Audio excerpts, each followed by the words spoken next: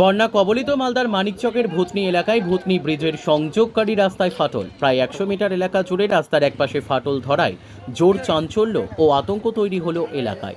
উল্লেখ্য, বর্তমানে গঙ্গার জলে ভাসছে গোটা ভূতনি এলাকা। গঙ্গার জল এসে লেগেছে ভূতনি ব্রিজের কাছাকাছি এলাকায়। সেই জমা জলে ভূতনি ব্রিজের সংযোগকারী রাস্তার নিচের মাটি কেটে প্রায় 100 মিটার এলাকা জুড়ে রাস্তার একপাশে ফাটল ধরেছে, যা নজরে আসতেই এদিন ভূতনিবাসীর মধ্যে ব্যাপক চাঞ্চল্য ও আতঙ্ক তৈরি হয়। এলাকাবাসীর বক্তব্য, বন্যার জলে রাস্তা ক্ষতিগ্রস্ত হয়েছে। সেই রাস্তা দ্রুত মেরামত করার উদ্যোগ না নিলে যে কোনো সময় ধসে পড়তে পারে। তাই প্রশাসনের উচিত বিষয়টি গুরুত্ব দিয়ে বিবেচনা করা। কবে হয়েছে এটা? এটা গোটাটা আপনি জলের পর্যন্ত হয়ে গেছে, মানে জলটা করে আরো বাড়ছে, ঠিক আছে, জল আরো বাড়তে থাকছে। মানে আমার বাড়ি এখানে, আমার বাড়ি মালদাতে, কিন্তু আমি যে কোম্পানি মাল নিয়ে আসি বিস্কুট গাড়ি, আমি পাখির বাড়ি গেছিলাম, যা অবস্থা যে মানে ওইদিকে লোকের অবস্থা খুব খারাপ আছে। ওখান দিয়ে পরের মাটি ভরে ওখান দিয়ে একটা রাস্তা করা হয়েছে, তার সামনে একটা করা হয়েছে, আপনি সিঁড়ি করা হয়েছে আর কি, অ্যাঙ্গেল দিয়ে লোকজন যাওয়ার জন্য, তাও হাফ প্যান্ট পরে যাচ্ছে।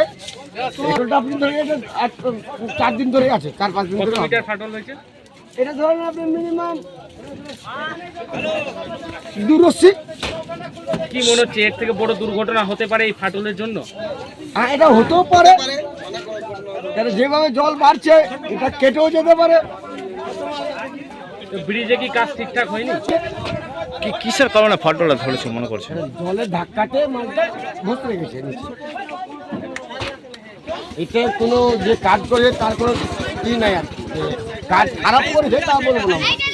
করবে বলে মনে করছেন? কি অসুবিধা হবে? এখন যেভাবে জল বাড়ছে, এখন এটা কেটে এখানে জল চলে আসতে পারে, আরো কিছুটা জল আসতে পারে। আচ্ছা, তাহলে কি অসুবিধা হবে মনে করছেন?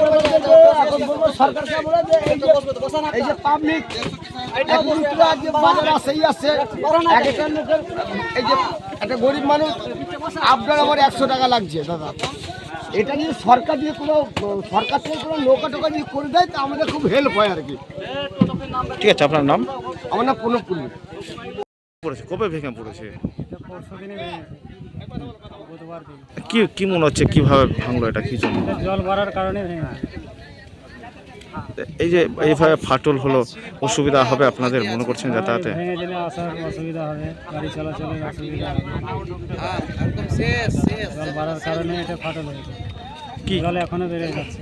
এখন বর্তমানে পরিস্থিতি কেমন আছে? এখন তো পরিস্থিতি ভালো নাই, আরও তো ফাটিয়ে যাচ্ছে এখনো।